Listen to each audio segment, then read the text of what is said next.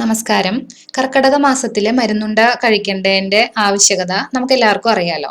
അപ്പോൾ ഇത്തവണയും നമ്മൾ മരുന്നുണ്ട ഉണ്ടാക്കുന്നുണ്ട്. ആവശ്യമുള്ള ആൾക്കാർക്ക് മരുന്നുണ്ട വേണമെന്നുള്ളവർക്ക് ഓർഡർ പ്ലേസ് ചെയ്യാൻ വേണ്ടിയിട്ട് ഫോൺ നമ്പർ ഞാൻ ഈ ഒരു വീഡിയോയിൽ കൊടുത്തേക്കാം. അതുകൂടാതെ ഡിസ്ക്രിപ്ഷൻ ബോക്സിലും കൊടുക്കാം. മെസ്സേജ് ആയിട്ട് കമന്റ് പിൻ ചെയ്ത് വിട്ടേക്കാം. ആവശ്യമുള്ളവർ ഈ ഒരു നമ്പറിലേക്ക് വാട്സപ്പ് ചെയ്യോ അല്ലെങ്കിൽ നേരിട്ട് വിളിച്ചിട്ട് ഓർഡർ എടുക്കുകയോ ചെയ്യുക. കാരണം എല്ലാവർക്കും അറിയാലോ, കർക്കടക മാസത്തിൽ ഇത് കഴിച്ചു തുടങ്ങുന്ന സമയമാകുമ്പോഴേക്കും അത് നിങ്ങളിലേക്ക് എത്തിക്കണം എന്നുള്ളത് ഒന്നാമത്തെ കാര്യം. രണ്ടാമത്, ഇതിന് ഒരുപാട് ഷെൽഫ് ലൈഫ് ഇല്ല. ഇത് ഉണ്ടാക്കി കഴിഞ്ഞാൽ ഒരു മാസം അല്ലെങ്കിൽ 1.5 മാസം വരെയാണ് നമുക്കിത് സൂക്ഷിച്ചു വെക്കാൻ വേണ്ടിയിട്ടും പറ്റുള്ളൂ. അപ്പൊ ഈ ഒരാഴ്ചയ്ക്കുള്ളിൽ തന്നെ നമ്പറിലേക്ക് കോൺടാക്ട് ചെയ്യുകയാണെങ്കിൽ ഓർഡർ അനുസരിച്ച് നമ്മൾ ഉണ്ടാക്കി തരാം. കഴിഞ്ഞ വർഷം ഒരുപാട് പോസിറ്റീവ് ഫീഡ്ബാക്ക് ഒക്കെ വന്നതാണ്. അതിന് ഒരുപാട് നന്ദിയുണ്ട്. കഴിഞ്ഞ വർഷം ചെയ്ത അതേ വീഡിയോ തന്നെയാണ് കേട്ടോ ഞാൻ ഇപ്പോഴും റീപോസ്റ്റ് ചെയ്യണത്. റീപോസ്റ്റ് ചെയ്യാനുള്ള കാര്യം, നമ്മൾ ഉണ്ടാക്കുന്ന രീതി, നമ്മൾ ഉപയോഗിക്കുന്ന ചേരുവകൾ എന്തൊക്കെയാണെന്നുള്ളത് നിങ്ങൾ നേരിട്ട് കണ്ട് ബോധ്യപ്പെടുക എന്നുള്ളത്. അതിലുപരിയായിട്ട് കുറച്ച് പുതിയ സബ്സ്ക്രൈബേഴ്സ് ഉണ്ട്. അവർക്ക് ഇതൊന്നുകൂടി കണ്ട് മനസ്സിലാക്കാൻ വേണ്ടിയിട്ട് കൂടിയാണ്. വിശദമായിട്ട് തന്നെ കഴിഞ്ഞ വർഷം ചെയ്തതാണ്. അതുകൊണ്ടാണ് നമ്മൾ റീപോസ്റ്റ് ചെയ്യണേ. നമസ്കാരം. കർക്കിടകത്തില് മരുന്നുണ്ട കഴിക്കണോ അല്ലെങ്കിൽ കർക്കിടകത്തില് ഔഷധ കഞ്ഞി കഴിക്കണോ, ഇങ്ങനെയുള്ള കാര്യങ്ങൾ നമ്മൾ പറയണ സമയത്ത് അതിനെ അനുകൂലിച്ചും പ്രതികൂലിച്ചും ആളുകൾ പറയാറുണ്ട് അല്ലേ. അപ്പൊ അത് ഓരോരുത്തരുടെ ചോയ്സാണ്, കഴിക്കണോ വേണ്ടയോ എന്നുള്ളത്. നമ്മൾ സാധാരണയായിട്ട് പൊതുവെ കണ്ടുവരുന്ന ഒരു ചോദ്യമാണ്, കർക്കിടകത്തിൽ ഇപ്പൊ വിദേശികളൊക്കെ ഇതൊക്കെ കഴിച്ചിട്ടാണോ? അങ്ങനെയുള്ള ചില കമന്റ്സ് നമ്മൾ കാണാറുണ്ട്. അത് ഞാൻ നേരത്തെ പറഞ്ഞ പോലെ തികച്ചും വ്യക്തിപരം മാത്രമാണ്.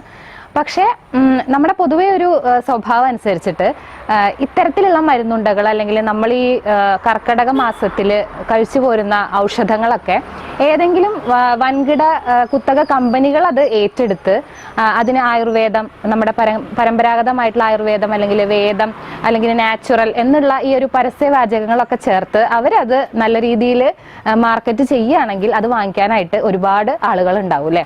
അത് നമ്മൾ പൊതുവായിട്ട് ഈ സമൂഹത്തിൽ കണ്ടുവരുന്ന ഒരു പ്രവണതയാണ്. അപ്പോൾ എന്തായാലും അത് വേണോ വേണ്ടയോ എന്നുള്ളത് നിങ്ങൾക്ക് തന്നെ തീരുമാനിക്കാം. ഇന്ന് എന്തായാലും ചെയ്യാൻ പോകുന്നത് ഒരു മരുന്നുണ്ടയാണ്. കർക്കിടകത്തിൽ കഴിക്കേണ്ട ഒരു മരുന്നുണ്ടയുടെ റെസിപ്പിയാണ് ഇന്ന് കാണിക്കുന്നത്. അപ്പൊ എൻ്റെ അമ്മയും അമ്മായിമാരും ഒക്കെ അടങ്ങുന്ന ന്യൂ സ്റ്റാർ കുടുംബശ്രീ യൂണിറ്റ്, നമുക്കറിയാം പൊതുവെ ഗ്രാമങ്ങളിൽ തന്നെ ഒരു സ്നേഹ കൂട്ടായ്മയായിട്ട് വർത്തിക്കുന്നതാണ് ഈ കുടുംബശ്രീ യൂണിറ്റുകൾ. ആളുകളിലേക്ക് ഏറ്റവും വേഗത്തിൽ എത്താൻ സാധിക്കുന്നതും കുടുംബശ്രീ യൂണിറ്റുകൾക്ക് തന്നെയാണ്.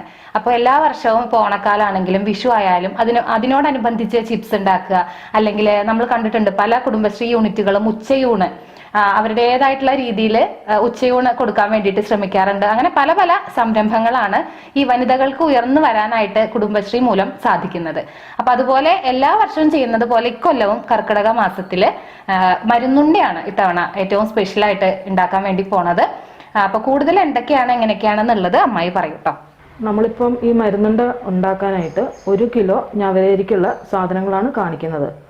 ആശാളി 250 ഗ്രാം, എള്ള് 250 ഗ്രാം, മുതിര 250, ജീരകം 125 ഗ്രാം, ഉലുവ 125, ഒരു 10-20 ഏലക്ക, പിന്നെ കുറച്ച് അയമോദകം, ഉണക്കമുന്തിരി, ഒരു നാളികേരം, 750 പനഞ്ചക്കര, പിന്നെ ഇത് ഉരുട്ടാനായിട്ട് കുറച്ച് നെയ്യ്.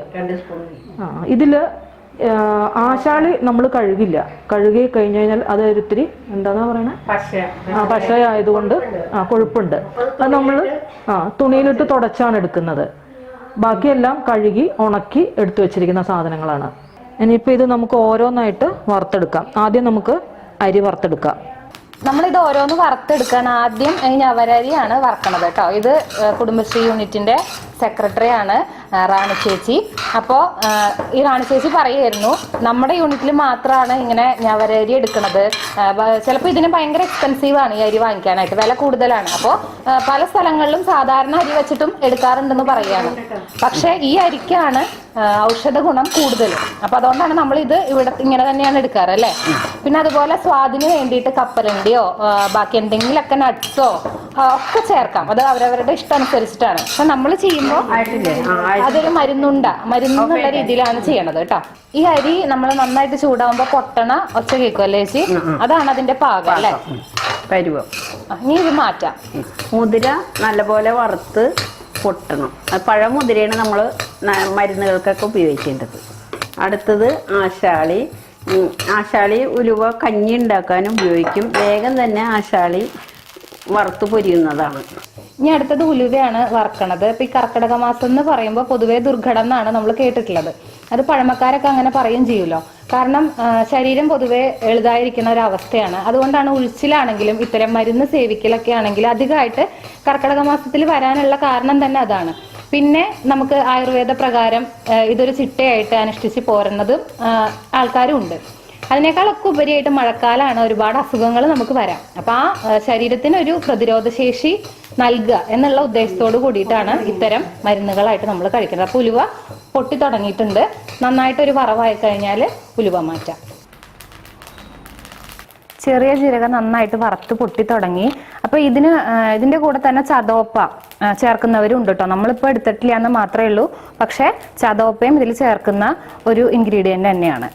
എള്ള് ബ്ലഡ് ഉണ്ടാവാനായിട്ടൊക്കെ വളരെ നല്ലതാണ്. എള്ളു ഇതുപോലെ പൊട്ടി കഴിയുമ്പോൾ നമ്മൾ വാങ്ങി മാറ്റണം. അടുത്തത് അയമോദകം, പിന്നെ ഏലക്ക. അയമോദകം ഇതുപോലെ വയറിന് വളരെ നല്ലതാണ്, ഗ്യാസ് ട്രബിള്, അതുപോലെ യൂറിനറി ഇൻഫെക്ഷൻ ഒക്കെ ഉള്ളവർക്ക് ഇത് തിളപ്പിച്ച വെള്ളം കുടിക്കുന്നത് വളരെ നല്ലതാണ്. ഇതുപോലെ വറുത്ത് നമുക്ക് എടുക്കാം. അടുത്തത് തേങ്ങയാണ്. അത് വെള്ളം വറ്റി നല്ല ചുമന്ന ഒരു പരുവത്തിൽ വറുത്തെടുക്കുക. മുഴുവനായിട്ടും വെള്ളം വറ്റിയിരിക്കണം, അല്ലെങ്കിൽ കേടുവരും. അടുത്തത് ഉണക്കമുന്തിരി, ഏറ്റവും കൂടുതൽ അയൺ ഉള്ളതാണ്. അതെ, ശരീരപുഷ്ടിക്കും രക്തം കൂടാനൊക്കെ നല്ലതാണ്.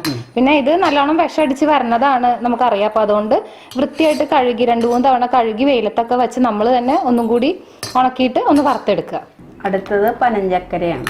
അത് ഉരുക്കി അരിച്ച് അതിൻ്റെ കരടൊക്കെ നീക്കിയിട്ട് വേണം ഉപയോഗിക്കാൻ. സാധാരണ ശർക്കരയെക്കാളും നല്ലത് ഇതാണ് അല്ലേ? സാധാരണ ശർക്കരയെക്കാളും ഗുണം കൂടുതലാണ്. ശർക്കര നമ്മൾ ഉരുക്കുമ്പോൾ വെള്ളത്തിന്റെ അളവ് വല്ലാതെ ശ്രദ്ധിക്കണ്ട കേട്ടോ. അത് അരിച്ച് വെക്കുക. കാരണം നമുക്ക് ആ മരുന്ന് ഉണ്ടയായിട്ട് വറുത്ത് പൊടിച്ചത് ഇങ്ങനെ ഉരുട്ടണ സമയത്ത് ഈ ശർക്കര പാനിയിൽ നനവുകൊണ്ട് വേണം ഉരുട്ടിയെടുക്കാൻ. അപ്പൊ അധികമാണെന്ന് തോന്നുകയാണെങ്കിൽ നമുക്ക് കുറച്ച് മാറ്റി വെക്കാം. അതെങ്ങനെയാന്ന് വെച്ചാൽ അതിനനുസരിച്ച് അഡ്ജസ്റ്റ് ചെയ്യാം. അപ്പൊ എല്ലാം നമ്മൾ വറുത്ത് പൊടിച്ചു. അപ്പൊ അതിലേക്ക് ശർക്കര ഒഴിച്ചു കൊടുക്കുകയാണ്. മുന്തിരി മാത്രം കൂട്ടത്തിൽ പൊടിച്ചിട്ടില്ല കേട്ടോ. മുന്തിരി മുഴുവനോടെയാണ് കിടക്കുന്നത്. ബാക്കിയുള്ളതൊക്കെ നമ്മൾ വറുത്ത് പൊടിച്ചിട്ടുണ്ട്. ഇനി അതിലേക്ക് ഇതുപോലെ ഈ ഒരു ശർക്കരപ്പാനി ഒഴിച്ച് പാകത്തിന് നമുക്കൊരു ലഡു ഒക്കെ ഉരുട്ടിയെടുക്കണത് പോലെ ഉരുട്ടിയെടുക്കണ നനവോട് കൂടിയിട്ട് പതുക്കെ പതുക്കെ മിക്സ് ചെയ്യാം.